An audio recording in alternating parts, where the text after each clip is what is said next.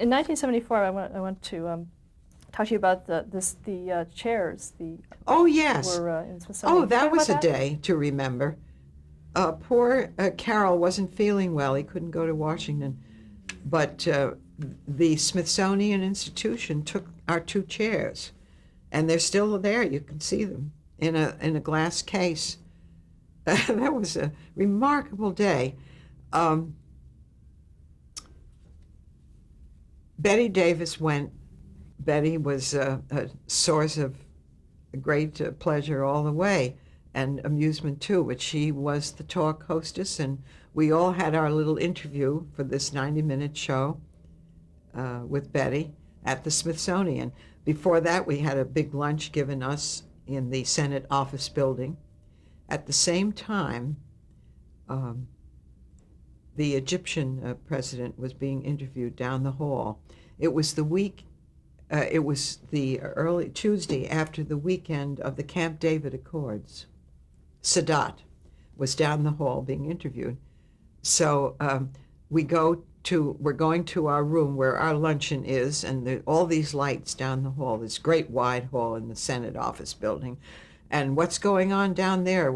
They said, well, Mr. Sadat is being interviewed. Oh, Betty Davis said, I must go and greet Mr. Sadat.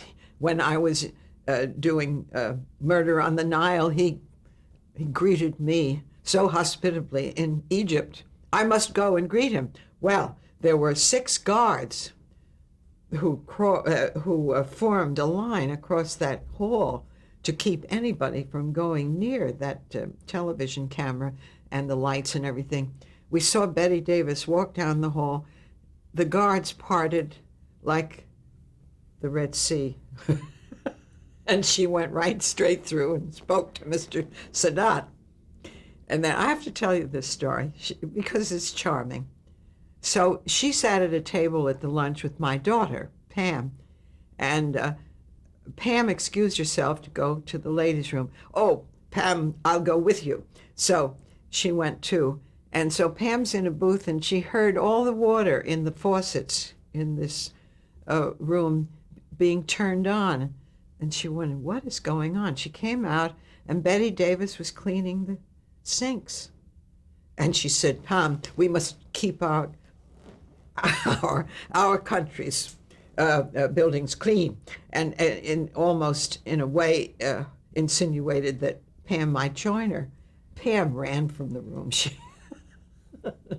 But of course, Betty Davis was thrilled to be there. She was a very patriotic woman.